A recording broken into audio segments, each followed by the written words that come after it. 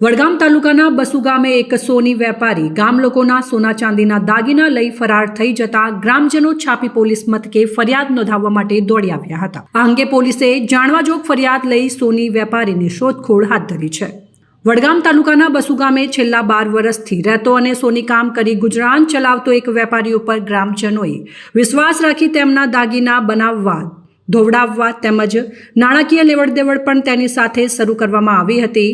આમ ગ્રામજનો સાથે ગાઢ સંબંધ થઈ જતા ગ્રામજનો પણ કોઈ પણ સોના ચાંદીનું દાગીનાનું કામ હોય તો ગામના વેપારી પાસે જતા હતા, જેથી વેપારી પાસે 12 થી 15 જણાએ દાગીના ધોવા માટે હોલમાર્ક કરાવવા તેમજ બનાવવા માટે દાગીનાઓ આપ્યા હતા।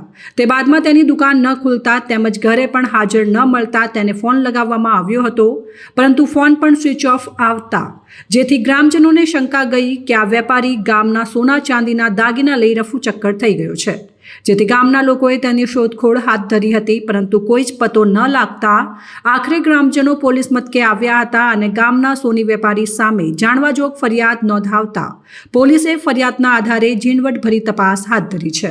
મારું નામ અશરફ છે। મારી ગામની અંદર સોની રહેતો હતો, 10-12 વર્ષથી રહેતો હતો। તો બધાનો દાગીના ને રોકડ લગામ લઈને 10-12 દિવસથી આ ભાગી ગયો।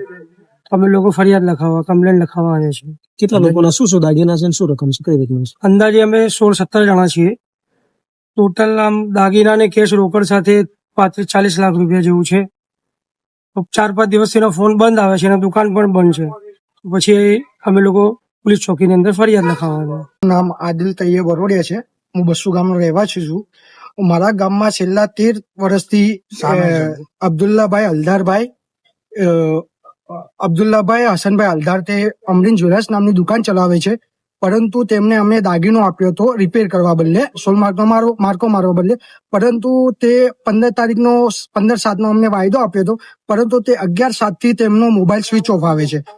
અમે અમારી મહેનત કરીને થોડા પૈસા કરીને અમે એમને દાગીનો બનાવવા આપ્યો છે, પરંતુ એમનો 15 તારીખથી મોબાઈલ સ્વિચ ઓફ આવે છે। તેમના માટે અમે પોલીસ સ્ટેશનમાં ફરિયાદ નોંધાવવા આવ્યા છીએ। કેવા લોકોના દાગીના રોકડ ગયા છે? ગરીબ લોકોના છે, જે આધે મજૂરી કરીને ખેતરમાં ખેતી કરીને લોકો જે મજૂરી કરીને આપે છે, એમના ગરીબ લોકોના દાગીના લઈ ગયેલ છે।